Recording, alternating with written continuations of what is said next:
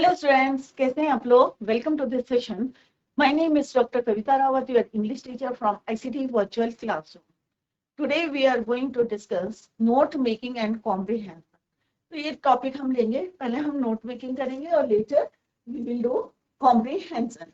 तो note making क्या होता है बच्चों? नोट मेकिंग कोई भी अगर आपका चैप्टर है या आपको नोट्स लेने हैं, एग्जाम में आप बुक्स लेके तो जाएंगे नहीं, तो आपको क्या बनाने होंगे? नोट्स. तो नोट मेकिंग में पूरे सेंटेंसेस नहीं लिखते, हम फ्रेजेस यूज करते हैं और some time we use abbreviation. तो आप एब्रिविएशंस भी यूज कर सकते हैं, राइट? और उसके छोटे छोटे सेंटेंसेस लिखते हैं, फ्रेजेस लिखते हैं. मान लो कोई टीचर आपका लेक्चर दे रहा है और आपको उसके नोट्स बनाने हैं, तो आप कैसे नोट्स बनाएंगे? हेडिंग लेंगे, फिर उसकी सब हेडिंग लेंगे, राइट? तो इस तरह से हम नोट्स बनाते हैं. तो क्या मेथड है? Let's see. कुछ पॉइंट्स हैं we are going to discuss. Let's see. Note making and comprehension, ये दोनों टॉपिक हम करेंगे. कॉम्प्रीहेंशन में क्या होता है? एक अनसीन पैसेज होता है, आप छोटी क्लासेस से जो है करते आ रहे हैं कि एक पैसेज होता है अनसीन पैसेज, और उस पे बेस्ड क्वेश्चन आंसर्स होते हैं जो हमें सॉल्व करने हैं. But today we are going to discuss note making. तो आज हम ये वाला चैप्टर अपना कवर करेंगे, सॉरी टॉपिक कवर करेंगे नोट मेकिंग का. नोट मेकिंग, जैसे अभी मैंने आपको बताया कि नोट मेकिंग क्या होता है, कि किस तरह से हम यूज करते हैं. तो note making is a means to capture the key ideas. कोई भी जो हमारे पॉइंट्स होते हैं, कोई भी चाहे कोई भी चैप्टर हो, तो हम क्या करते हैं उसमें से कैप्चर द की आइडियाज, जो मेन पॉइंट्स होते हैं उन्हें हम कैप्चर करते हैं फ्रॉम द पैसेज. क्लियर? तो फर्स्ट पॉइंट क्या है? Capture the key ideas of a passage in an easily readable, जो कि आसानी से हम रीड कर सके, लॉजिकली स्ट्रक्चर्ड फॉर्मेट. अगर हम किसी को अपने नोट्स देते हैं सो दैट कि उसके भी समझ में आ जाए कि किस तरह से हमने नोट्स को प्रिपेयर किया है. The main purpose of a key abbreviations is to facilitate understanding for the other readers too. हम यहाँ पे जैसे अभी मैंने बताया था, एब्रिविएशंस को हम यूज करते हैं, right? Can be Thus, note making can be a wonderful tool to take notes in class, share notes with each other, and even revise for an exam. अगर आपके पास नोट्स बने तो बुक तो आप कैरी नहीं कर सकते. अगर आपके नोट्स बने हैं तो it is easy for you to carry, right? ले जाने के लिए आसान रहते हैं. शेयर करना है आपको नोट्स में, अगर नोट्स शेयर करने किसी के साथ, तो it is easy for you to share your notes. और इवन कि आप जो है एग्जाम में जो है क्विक जो हम रीडिंग लेते हैं, तो नोट्स के हेल्प से जो है आप उसको इजीली कर सकते हैं. क्लियर? कुछ यहाँ पे टिप्स दिए हैं बच्चों, यहाँ पे tips to prepare for note making and summary. तो नोट मेकिंग का एक क्वेश्चन आता है और उस पे बेस्ड आपको समरी लिखने होती है. तो कैसे आपको नोट्स बनाने, how to make the notes from the passage and make the summary, वो हम अभी डिस्कस करेंगे. तो पहले हम पॉइंट्स पढ़ते हैं कि कौन कौन से पॉइंट्स जो हैं आपको अपने ध्यान में रखने हैं, माइंड में रखने. Prepare notes using phrases. तो आप इसमें जो है ग्रुप ऑफ जो है वर्ड्स, फ्रेजेस क्या होते हैं बच्चों? ग्रुप ऑफ वर्ड्स होते हैं, राइट? कंप्लीट सेंटेंस हम यूज नहीं करते हैं, हम क्या यूज करते हैं इसमें? फ्रेजेस यूज करते हैं. Only and never use complete sentences. तो वही है कि हमें यहाँ क्या यूज करना है बच्चों? फ्रेजेस यूज करने हैं, ग्रुप ऑफ वर्ड्स को यूज करना है, नॉट कंप्लीट सेंटेंसेस. अगर लंबे लंबे सेंटेंस करेंगे तो there is no difference between your book और उसमें नोट्स में कोई डिफरेंस नहीं होगा. तो never use complete sentences. Next point क्या है बच्चों? The topic of each paragraph is the main point. कोई भी अगर आपको जो है, firstly you read it properly, उसको रीडिंग करें और देखें कि आपका जो है चैप्टर का मेन पॉइंट क्या है, right? The topic of each paragraph is the main point. तो जो भी आपका टॉपिक होगा वो क्या होगा? आपका मेन पॉइंट होगा. The central theme and the ideas affiliated to it are the sub point. और उस हेडिंग के नीचे जितने भी आपके जो है टॉपिक्स आएंगे वो क्या होंगे? आपके सब डिविजन्स होंगे, सब टाइटल्स होंगे, राइट? सब points. One or more depending on the concept in the paragraph. और ये डिपेंड करता है कि एक है या उसके सब पॉइंट्स, या दो है या तीन है या चार है. सब पॉइंट्स की लिमिट होती है कितने होने? Should be limited to 5. 5 से ज्यादा नहीं होने चाहिए। ये छोटी छोटी बातें हैं जो आपको ध्यान में रखनी है कि कोई भी टॉपिक, कोई भी आपका मेन पॉइंट होगा, उसके सब पॉइंट्स कितने होने चाहिए, शुड बी लिमिटेड टू 5, 5 से ज्यादा नहीं होने चाहिए। Clear? Each sub-point may or may not have supplementary ideas which become sub-points. Do not give examples. Support the main idea. Clear? So each sub-point के क्या होने चाहिए? May or may not have the supplementary ideas. Next point है provide an appropriate title for the notes and the summary. जब हम summary बनाते हैं तो समरी किससे बनती है बच्चों? अभी हम देखेंगे। जो आप नोट्स बनाते हैं उसी को अगर आप सेंटेंस में लिखेंगे तो आपकी क्या बन जाती है? समरी। क्योंकि हम पॉइंट्स क्या लेते हैं? की पॉइंट्स लेते हैं, मेन पॉइंट्स लेते हैं, और उसी की से हमारी क्या बनेगी? समरी। और give a suitable title for the summary. Clear? Include A minimum of 4 to 6 distinctly different recognizable short forms only necessary for the longer word. कोई बड़े बड़े वर्ड्स हैं तो उसमें abbreviations, you can use the abbreviations. Clear? Abbreviations include a minimum of 4 to 6. कितने हैं आप? 4 to 6 जो है abbreviations को use कर सकते हैं. You may also use symbols or figures for abbreviations. You can use. Underline all short forms. Provide the key for the short forms at the end of the note. जब भी आपके notes complete हो जाते हैं, complete कर लेते हैं, तो वहां पे क्या देना है आपको? की abbreviations. जो भी आपने abbreviations यूज करे हैं तो की फॉर द शॉर्ट फॉर्म्स और for the abbreviation at the end of the notes. Last में देना आपको की टू abbreviations. एक हेडिंग देनी है की टू abbreviations, और जितने भी आपने शॉर्ट फॉर्म्स लिखे हैं उसको वहां पे लिखना है. Cover all the important points in the passage while preparing the notes. तो पहले आप अंडरलाइन करते रहे और फिर उसको नोट्स में लिखते रहे. अभी हम later we will discuss. Using all the important points in the notes, prepare a cohesive and coherent summary in about 80 words. ये भी हम डिस्कस करेंगे how to make the summary of the passage. Clear? In the summary use third person. जब भी आप कोई summary लिखते हैं तो हमेशा थर्ड पर्सन को आपको यूज करना है. Indirect speech and the past tense whenever possible. Write the summary in complete sentences. कोई भी समरी लिखेंगे तो उनको कंप्लीट सेंटेंस में लिखने हैं. नोट्स लिखने हैं तो आपको क्या यूज करना है? फ्रेजेस यूज करने. बट अगर समरी यूज करनी है तो complete sentences you have to use. In a paragraph remember to be short and brief, give an appropriate title to the summary. तो ये वाले पॉइंट्स आप अगर आपको ध्यान में रखेंगे तो it is easy, it helps you to make the notes. Clear? तो अभी आपको क्लियर हो गया कि नोट मेकिंग हम क्यों करते हैं. It means to capture the key ideas of the passage. जितने भी जो है आपके जो की पॉइंट्स दिए हैं या की आइडियाज दे रखे हैं आपके पैसेज में, गिवन इन योर पैसेज, तो उसको किस तरह से नोट्स बनाने हैं. यहाँ पे हमने कुछ पॉइंट्स डिस्कस करे हैं जिसके अकॉर्डिंग आपको लिखना है. जैसे अगर हम टाइटल लिखते हैं, फर्स्ट है हमारा टाइटल, सपोज 1 पॉइंट है हमारा, ठीक है, कोई भी टॉपिक है, तो दूसरा इसका सब हेडिंग हमें कैसे लिखना? 1.1, फिर 1.2, 1.3. तो ऐसे नहीं लिखना है 1 और इसके बाद जो है 2, 3, 4. तो यहाँ पे ये हो जाएगा मेन पॉइंट और यहाँ पे हो जाएंगे आपके सब टाइटल 1.1, 1.2, 1.3. तो इस तरह से आपको नोट्स बनाने. अभी हम एक पैसेज देखेंगे यहाँ पे और इसको जो है अकॉर्डिंगली हम जो इसके नोट्स बनाएंगे और समरी बनाएंगे. तो फर्स्टली क्या करना है आपको? रीड इट प्रॉपर्ली, और रीड करें और यहाँ पे देखें कि क्या इसका मेन थीम क्या है, मेन पॉइंट्स क्या है इसके. तो यहाँ पे सिंपली है, अगर हम इसको रीड करेंगे तो सेम पैसेज जो है, इसी तरह के पैसेज जो है आपके एग्जाम्स में आते हैं. तो सारे बच्चे देखें क्योंकि 10 और 15 मार्क्स का आता है और सॉलिड नंबर इसमें मिलते हैं. तो यहाँ पे फोकस करें. Read the passage given below and answer the question based जितने भी ये कॉम्प्रिहेंशन का है. Read the passage given below and answer the questions that follow. जितने भी क्वेश्चंस यहाँ पे दिए हैं उनको आपको उनके आंसर देने हैं. और किस तरह से नोट मेकिंग करनी है या आपको समरी लिखनी है वो हम देखेंगे यहाँ पे. तो firstly read the passage carefully, इसको रीड करें. तो let's see the first question क्या दिया है यहाँ पे. Let's see. तो फर्स्ट क्वेश्चन क्या है बच्चों? On the basis of your reading. तो फर्स्ट क्वेश्चन इज योर, क्या है यहाँ पे? On the basis of your reading. तो पहले आपको क्या करना है? Read it carefully. फिर आपको क्या करना है, मेक नोट्स, आपको क्या बनाने, नोट्स बनाने on it using headings and सब हेडिंग्स। तो यहाँ पे देखिए क्वेश्चन में ही लिखा है कि आपको हेडिंग और सब हेडिंग्स के अकॉर्डिंग आपको नोट्स बनाने हैं। एंड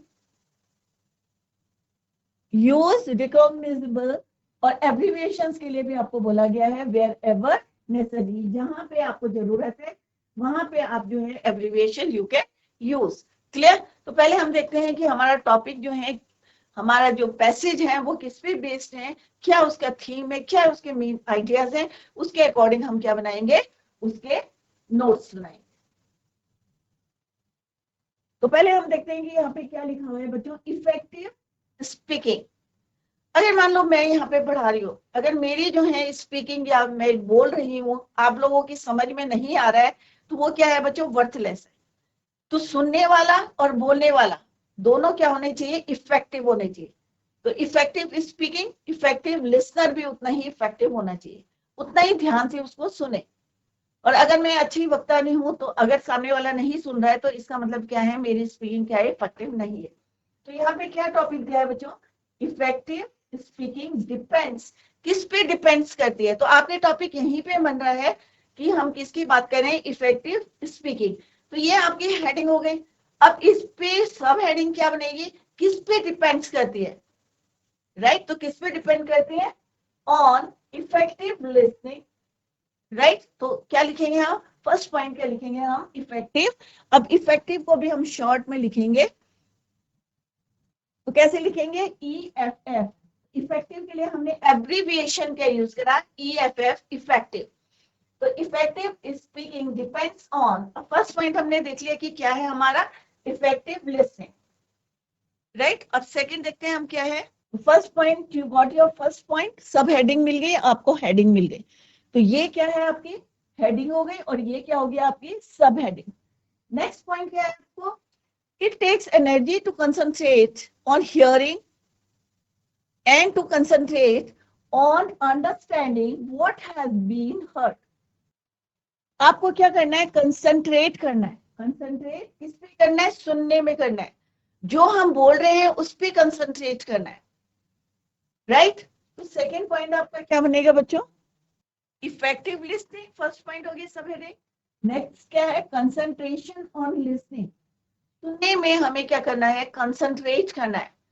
तीसरा पॉइंट क्या बनता है, concentrating on understanding what you here, जो तुम सुन रहे हो, राइट? उसको समझना, कंसंट्रेट ऑन अंडरस्टैंडिंग। तो ये 3 पॉइंट्स हमें मिले हैं बच्चों। तो फर्स्ट पॉइंट क्या मिला हमें, ये क्या है आपकी हेडिंग, राइट? और सब हेडिंग कौन सी है, दिस इज योर हेडिंग, और ये क्या है आपकी सब हेडिंग, पॉइंट 1 हो गया। ये क्या है आपका 1 और 1.1, क्लियर? तो 1.2 क्या है आपका, concentrate on hearing, clear?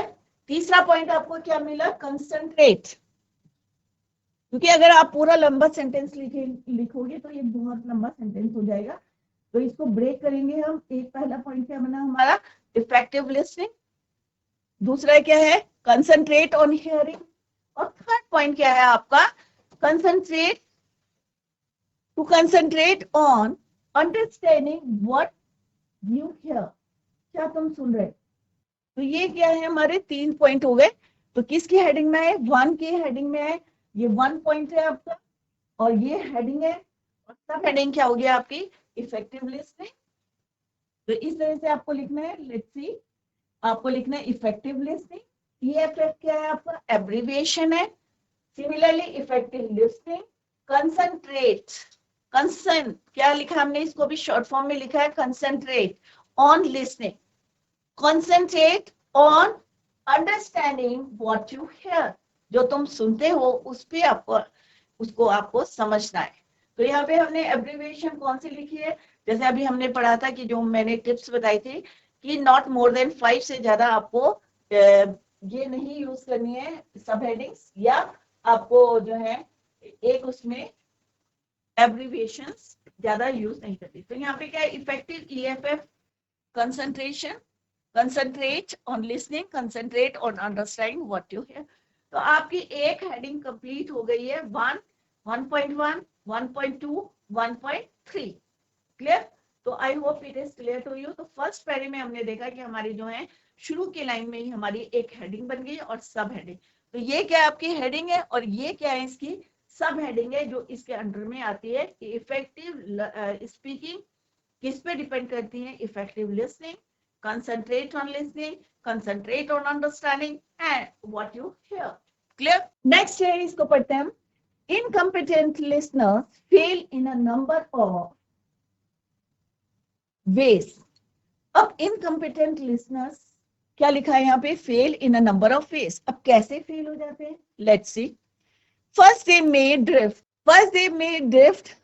Their attention drift. कभी हम जो है हम पढ़ा रहे हैं और आप लोग ध्यान नहीं दे रहे, राइट? तो आपका ध्यान कहाँ हो जाता है? भटक जाता है, इधर उधर चला जाता है. From what the speaker is saying. ये स्पीकर क्या कह रहा है और आप ध्यान नहीं दे रहे. Second, they find counter arguments to whatever a speaker may be saying. मान लो मैं पढ़ा रही हूँ और आप जो है आर्गुमेंट कर रहे हैं, तो आपकी समझ में नहीं आएगा obviously. Third, they compare, then they filter. और फिर क्या करते हैं? वो आर्गुमेंट करते हैं और फिर जो है ये कोशिश करते हैं कि भाई मैं जो है इसको दे फिल्टर. तो reasons why incompetent listener fail. तो सेकंड पॉइंट क्या बनता है हमारे? लिसनर्स रीजंस, क्या कारण है कि जो हमारे इनकम्पिटेंट लिसनर्स हैं वो फेल हो जाते हैं. पहला यही है कि वो अटेंशन नहीं देते, their attention drift. Second point अभी मैंने आपसे डिस्कस करा था कि वो क्या करते हैं? आर्गुमेंट्स करते हैं, काउंटर आर्गुमेंट्स, तो ध्यान नहीं रहता. They compare and then filter, ये आपका क्या हो गया 2.3. और then they react, that is your fourth point. तो यहाँ पे हमने क्या देखा कि ये हमारा पॉइंट क्या हो गया कि स्पीकर क्या कह रहा है उस पर अटेंशन क्यों नहीं दे रहे हैं. तो रीजन कि इनकम्पिटेंट लिसनर्स फेल. तो ये आपका क्या हो गया 2.1. क्या होगा कि फर्स्ट पॉइंट क्या होगा इसका कि उनका अटेंशन क्या हो रहा है? ड्रिफ्ट हो रहा है, attention drift. This is your second point 2.1. तो अभी हम ये नहीं लिखना 2, 3, 4, 5 जैसे मैंने पहले भी आपको बताया था. तो ये this is your 2.1. Second point क्या है? सेकंड, दे काउंटर आर्गुमेंट्स. तो ये हो गया आपका 2.2. फिर क्या करते हैं? फिल्टर करते हैं उस बात को 2.3. और उसके बाद वो क्या करते हैं? They react.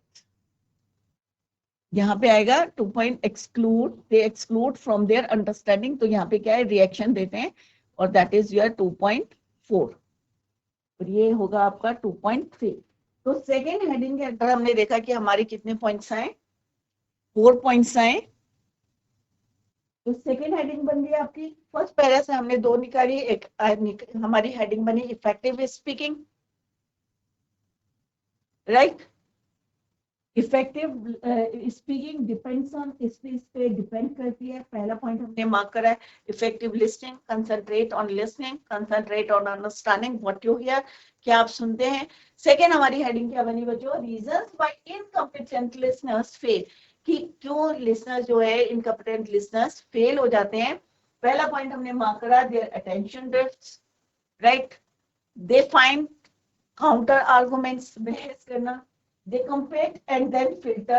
और फोर्थ पॉइंट है फिर then they react. Next point है third, they compare and filter. ये हमने एक पॉइंट बना दिया. ये थर्ड पॉइंट हमने क्या बनाया? they compare and filter, right? और फिर उसके बाद हमने बनाया कि रिएक्शन क्या होता है. which do not readily fit with their own frame of references. Finally they react. और उसके बाद क्या करते हैं? वो रिएक्ट करते हैं. तो जब एक्सक्लूड करते हैं, ये वाला पॉइंट हो गया आपका 2.4. Then they react. They let personal feelings. What can a listener do to be more effective? The first key to effective listening is the art of concentration. Third point क्या बनेगा आपका? Listener do to be more effective. इसको underline करें. किस तरह से the first key to effective listening is the art of concentration. ये भी है कि आप कंसंट्रेशन कैसे कर रहे हैं, आपका माइंड तो नहीं डाइवर्ट हो रहा है। क्लियर? तो art of concentration, if a listener positively wishes to concentrate on receiving a message, his chances of success are high. अगर आप पॉजिटिव थिंकिंग रखते हैं, अगर आप पॉजिटिव सोचते हैं या पॉजिटिवली जो है पढ़ते हैं किसी चीज को, तो आपके सक्सेसफुल होने के क्या रहते हैं, हाई चांसेस रहते हैं। इट मे नीड डिटर्मिनेशन, एक होता है ना हमारे अंदर जो है डिटर्मिनेशन होता है, होना चाहिए, फॉर्म डिटर्मिनेशन होना चाहिए, दृढ़ निश्चय करना चाहिए। Some speakers are difficult to follow either because of voice problems or because of the form in which they send a message. कुछ जो स्पीकर्स होते हैं क्यों डिफिकल्टी आती है, इधर क्या कारण हो सकते हैं, because of voice problem, right, और because of the form in which they send a message. तो नेक्स्ट पॉइंट क्या आएगा हमारा, ways for a listener to be more effective. क्या बनेगा हमारा next point 3, ways for a listener to be more effective, concentration on the message, right, because of voice problem or because of the form in which they send the message. There is then a particular need for the determination of a listener to concentrate on what is being said. और हमें ये भी ध्यान रखना है कि जो भी बोला जा रहा है उस पर भी ध्यान देना है, what is being said. Concentration is helped by alertness, mental alertness. तो दूसरा क्या बताया कि कंसंट्रेशन किस तरह से हेल्प करेगी हमें, तो किस तरह से होगा, अगर हम अलर्ट रहेंगे या मेंटल अलर्टनेस है। कई बार होता है ना, हम फिजिकल तो अपीयर रहते हैं, राइट, अभी कई बच्चे होंगे ऐसे क्लास में जो मेंटल तो क्या है, फिजिकली तो अपीयर हैं क्लास में, बट मेंटली जो है वो कुछ और काम कर रहे होंगे या ध्यान नहीं दे रहे होंगे। तो क्या होता है, नेक्स्ट पॉइंट क्या है आपका, mental alertness, right, is held by physical alertness. It is not simply physical fitness, but also positioning the body. आप किस तरह से आप बैठे हैं या किस तरह से आप लिस्टिंग कर रहे हैं, the limits of the head, limbs and the head. Positioning कैसे बताइए कि आप कैसे बैठे हैं, लिम्स या आपका हेड जो है, आपकी positioning of the body. Some people also find it helpful to their concentration if they hold the head slightly to one side. अगर आप ध्यान से सुनते हैं किसी चीज को, तो आप किस तरह से आपकी जो है पोजीशनिंग ऑफ द बॉडी होती है. तो यहाँ पे आपने पॉइंट्स किस तरह से बनाने हैं बच्चों. नेक्स्ट पॉइंट है आपके कि reason wait for a listener to be more effective. पहला पॉइंट क्या है, 3.1 concentration on the message, mental alertness, physical alertness, positioning body. जैसा अभी मैंने बताया कि आपका पोस्चर क्या है, किस तरह से आप बैठे हैं या किस तरह से आप सुन रहे हैं. Note making aid to listener helps speaker, gives their confidence, encourages the eye contact. तो यहाँ पे थर्ड पॉइंट क्या है बच्चों, listener to be more effective, right. क्या मैसेज दे रहे हैं आप, 3.1 mental alertness, physical, next point है पोजीशनिंग ऑफ द बॉडी. इससे हमें क्या मिलता है, it gives confidence when he sees that listeners are sufficiently. Note making has been recommended as an aid to the listener. It also helps the speaker. It gives him confidence. आता है अगर आप अपने नोट्स बनाएंगे, दूसरे के notes के बजाय अगर अपने नोट्स को यूज करेंगे तो एक कॉन्फिडेंस आता है, कहा कि हमने अपने कॉन्फिडेंस, और लर्न भी होता है बच्चों इजीली, राइट. तो concentration on the message, mental alertness, physical alertness, positioning body, note making aid to listener, helps speaker, gives him confidence, encourage and eye contact. Clear. तो इस तरह से आप जो है नोट्स मेकिंग करेंगे आप. तो यहाँ पे हमने पॉइंट्स भी बताए हैं आपको कि किस तरह से आपको जो है पॉइंट्स बनाने हैं, how to make the points. Heading क्या है, हेडिंग आपकी 3 है, 3.1, 3.2, 3.3 और 3. ये सेम है, ये पूरा एक आएगा, mental alertness and positioning of the body. ये एक बनाएंगे हम, इतना लंबा सेंटेंस नहीं लिखेंगे. क्लियर. क्लियर? तो ये आपको 3 points I think it is clear to you कि किस तरह से हमें बनानी है mental alertness, physical alertness and positioning body. Next point है आपका 3.3। नेक्स्ट इज योर, देखते हैं आगे क्या है। He sees that listeners are sufficiently interested to take notes. The patterns of eye contact, ये already हमने cover कर लिया है point. When the note taker looks up, can be very positive, and the speaker's timing is added. He can see when a note taker is writing hard and can then make effective use of pauses. Posture, too, is important. Consider the impact made by a less competent listener who pushes his chair backwards and slouches. An upright posture helps a listener's concentration. यहाँ पे बताया कि आपका posture कैसा होना चाहिए. At the same time, it is seen by the speaker to be a positive feature amongst his listeners. Effective listening skills have an impact on both the listener and the speaker. तो effective listening skills have an impact. उसका असर किस पे पड़ता है? Both, दोनों पे पड़ता है, लिसनर में एंड द स्पीकर. तो नेक्स्ट पॉइंट क्या है? Impact of posture. तो नेक्स्ट हमारा जो लास्ट पैरा है, राइट, तो वो किस पे बेस्ड है? Impact of posture. कैसा पोस्चर होना चाहिए? तो हेल्प्स लिसनर इन कंसंट्रेशन. अगर आपका पोस्चर सही है तो it helps you to listen the, या कंसंट्रेट करने के लिए आपको हेल्प करेगा. नेक्स्ट पॉइंट क्या है? Seen by speaker as a positive features among his listeners. Clear? तो ये वाले पॉइंट्स हैं. तो इस तरह से आपको नोट्स बनाने 4 और 4.1 और 4.2.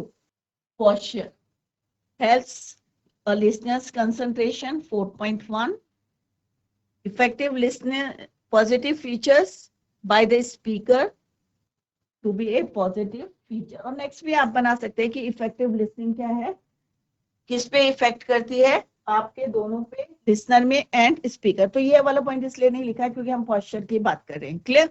तो दिस इज योर 4.2. तो अभी हमने देखा कि हमने मार्क करा है टोटल जो हमारे क्या बन गए हैं, आपके नोट्स बन गए. और किस तरह से हमने हेडिंग और सब हेडिंग करके जो है यहाँ पे मेन पॉइंट्स लिखा है और फिर उसकी सब हेडिंग्स बनाई है, और इस तरह से हमने पूरा पैसेज को कवर कर लिया है. और यहाँ पे आपने देखा होगा वही वाले पॉइंट्स जो है मैंने यहाँ पे हाईलाइट करे जो हमने नोट्स में लिखे हैं. अब समरी भी हम इन्हीं जो हमने नोट्स बनाए हैं इन्हीं के हेल्प से, with the help of these notes you can easily write, जो है आप लिख सकते हैं क्या? समरी. क्लियर? तो यहाँ पे points, I hope it is clear to you कि मेन पॉइंट्स क्या है हमारे. इफेक्टिव स्पीकिंग डिपेंड्स ऑन, तो हमने फर्स्ट पैरे में देख लिया. नेक्स्ट हमने देखा कि जो इनकम्पिटेंट जो है, ये भी सेकंड पैरे में, reasons why incompetent listener fail, क्यों फेल होते हैं. तो अगर कुछ या आप अपना जो है माइंड अगर उसमें अप्लाई करेंगे तो आपको अपने आप अंडरस्टूड हो जाएगा कि ये वाले जो पॉइंट्स हमने कहाँ से लिखे हैं और कहाँ से हमें लिखने हैं. Ways for a listener to be more effective, कौन कौन से तरीके जो है हमें यूज करने चाहिए टू बी मोर इफेक्टिव बनने के लिए. Right, concentration on the message, mental alertness होनी चाहिए, फिजिकल अलर्टनेस और पोजिशनिंग बॉडी. और तीसरा 4th पॉइंट हमने लिया है पोस्चर, इंपॉर्टेंस ऑफ पोस्चर. कैसा होना चाहिए पोस्चर जब भी आप कोई चीज जो है सुनते हैं. Right, it helps listeners in concentration में हेल्प करता है. Seen by speaker as a positive feature among his listeners. Clear? तो अभी हमने जितने भी यहाँ पे abbreviations यूज करे हैं तो हम लास्ट में क्या देंगे? की टू abbreviations. क्लियर? तो यहाँ पे क्या है? लिस्ट ऑफ abbreviations या की टू abbreviations. तो EFF हमने यहाँ पे यूज करा था. तो EFF is for effective consent, means concentrating message, read, received, this physical, और ऐसे करके लिखते हैं तो ऑब्वियस है पॉजिटिव के लिए यूज करें. Importance and speaker, SPKR is use for speaker. Importance, positive, physical, received, message, concentration या कंसंट्रेटिंग. तो इस तरह से जो भी हमने वहाँ पे एब्रीविएशंस यूज करे हैं वो हमने यहाँ पे डिटेल में देंगे सो दैट आपको भी क्लियर हो जाए कि हमने जो अगर आपको किसी को शेयर करते हैं अपने नोट्स तो उसके लिए भी इजी रहेगा कि आपने कौन कौन से एब्रीविएशंस यूज करें. अब नेक्स्ट क्वेश्चन क्या है बच्चों, दो क्वेश्चन आते हैं इसमें। Second question is your right a summary of the passage. आपको समरी लिखनी है पूरे पैसेज की, नॉट मोर देन 80 वर्ड्स। तो वर्ड्स का भी आप ध्यान दें, क्योंकि समरी तो समरी होती है, शॉर्ट में लिखना है आपको, not whole the whole chapter. 80 words की लिखनी है using the notes made and also suggest a suitable title. तो जो भी आपने नोट्स लिखे हैं उन्हीं की हम समरी बनाएंगे। तो देखिए बच्चों कैसे बनानी है, लेट्स सी। टाइटल क्या है, the art of effective listening. तो ये शुरू में ही आपको जो है आपका टाइटल मिल जाता है, the art of effective listening. अब हमने नोट्स क्या बनाए थे बच्चों, देखते हैं।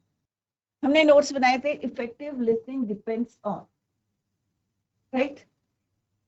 तो हम क्या लिखेंगे, इफेक्टिव लिसनिंग या effective speaking and effective listening, दोनों चीजें, इफेक्टिव स्पीकिंग और effective listening are two sides of the same coin. First जो हमने हेडिंग बनाई थी सेम थी कि इफेक्टिव स्पीकिंग और इफेक्टिव लिसनिंग दोनों जो है क्या होने चाहिए, परफेक्ट होने चाहिए, उनका इफेक्ट पड़ना चाहिए। Effective speaking and effective listening दोनों जो है एक ही कॉइन के जो है टू साइड्स हैं, बोथ इक्वली इंपॉर्टेंट।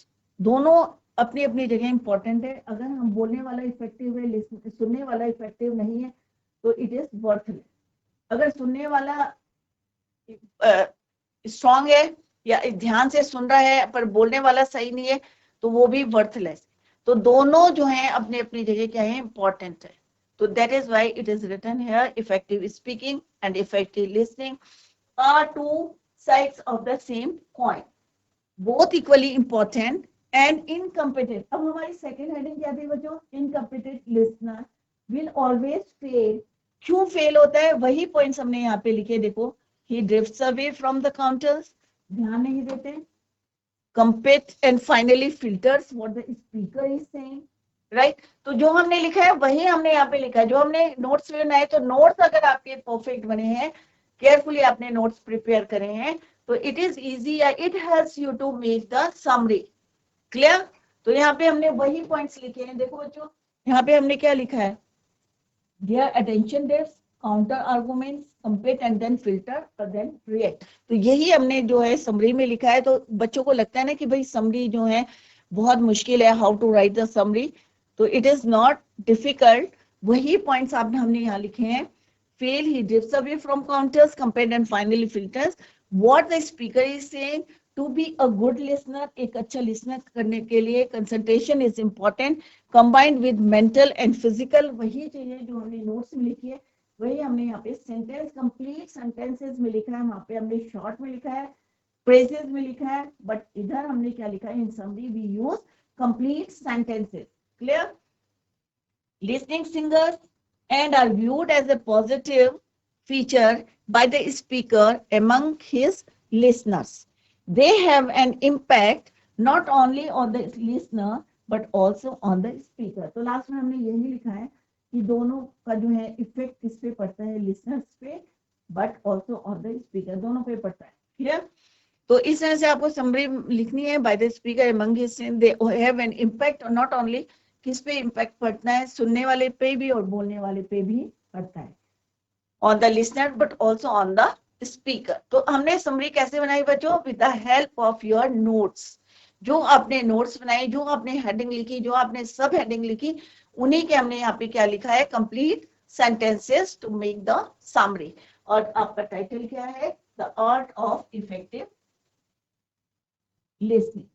तो अभी दो क्वेश्चन आते हैं और दोनों क्वेश्चन जो है बहुत इंपॉर्टेंट है। एक में आपको नोट मेकिंग करनी है, उसमें आपको एब्रीविएशंस यूज करनी है, हेडिंग यूज करनी है, सब हेडिंग यूज करनी है और एब्रीविएशंस को आपको यूज करना है क्लियर। तो एब्रीविएशंस की आपको लिस्ट भी देनी है लास्ट में at the end of the question. जो भी क्वेश्चन, अगर फर्स्ट क्वेश्चन आपका एंड हो रहा है तो उसके एंड में at the end of the first question आपको लिस्ट ऑफ एब्रीविएशंस देनी है, जैसे अभी हमने यहाँ पे दिए हैं राइट। तो जितनी हमने यूज करी है वो सब हमने यहाँ पे लिखी है क्लियर। तो इस तरह से आपको नोट मेकिंग करनी है एग्जाम्स में। इसमें थोड़ी आपको अभी प्रैक्टिस करनी है कि कौन कौन से हमें, जो हमने आज पॉइंट्स डिस्कस करे उनको जो है कीप इट इन माइंड, अपने माइंड में रखें। और while you are making your notes और समरी, तो उन पॉइंट्स को आप ध्यान में रखें और उससे carefully you make your notes and then summary. Clear? तो जो आज हमने एक पूरा पैसेज जो है कंप्लीट करा है, how to make the note और summary, I hope all of you understood. और अभी भी आपकी समझ में नहीं आया है तो इन द नेक्स्ट लेक्चर अभी हम और प्रैक्टिस करेंगे और फिर आपसे जो है आपको एक क्वेश्चन देंगे सो दैट आप अपने आप जो है उसकी नोट मेकिंग करेंगे। क्लियर? और फिर भी आपको कहीं पे डाउट है तो आप उसको पूछ सकते हैं in your next lecture. That's all for today. Thank you so much. Bye. Take care. Have a nice day.